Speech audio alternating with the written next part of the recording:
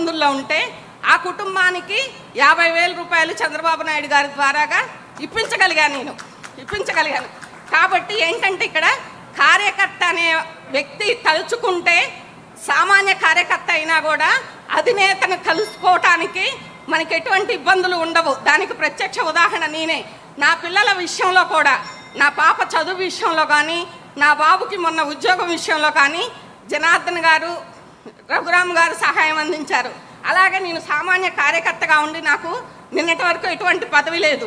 నిన్ననే కొత్తగా మా ఎమ్మెల్యే గారు నియోజకవర్గ మహిళా ప్రధాన కార్యదర్శిగా ఇచ్చారు. అయితే నేను ఏ టైంలో వెళ్ళినా కూడా ఎవరికి ఏది కావాలని చెప్పేసి నాకు ఇది కావాలి సార్ అని వెళ్ళినా కూడా నాకు ప్రతి విషయంలోనూ సహకరించిన మా ఎమ్మెల్యే గారికి కూడా ధన్యవాదాలు తెలియజేసుకుంటున్నాను సభాముఖంగా. ఎందుకంటే నాకు ఎటువంటి పదవి లేకపోయినా సార్ ఈ కార్యకర్తకి అవసరం ఉందని చెప్తే చేసేవారు. కాబట్టి కార్యకర్తని అన్ని విషయాల్లో కూడా, ఎందుకంటే మన తెలుగుదేశం పార్టీకి కార్యకర్తే అధినేత అని చెప్పుకుంటున్నాం కాబట్టి తప్పనిసరిగా ఇంకా మరిన్ని సంక్షేమ కార్యక్రమాలు అనేవి అమలు చేయాలని మనస్ఫూర్తిగా కోరుకుంటున్నాను.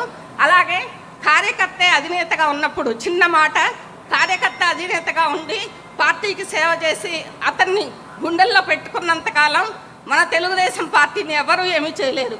అదేవిధంగా చంద్రబాబు నాయుడు గారి విజను, లోకేష్ గారి పవరు, అలాగే మన తెలుగుదేశం కార్యకర్తల కష్టం, లక్షలాది మంది తెలుగుదేశం కార్యకర్తల కష్టం కలిసినప్పుడు మన రాబోయే ఎన్నికల్లో మన తెలుగుదేశం పార్టీని అత్యధిక మెజార్టీతో గెలిపించుకోగలమనే నమ్మకం మనకుంది. జై తెలుగుదేశం, జై తెలుగుదేశం. జోహార్ అన్న ఎన్టీఆర్, జోహార్ జోహార్. నారా చంద్రబాబు నాయుడు గారి నాయకత్వం వర్ధిల్లాలి. Thank you.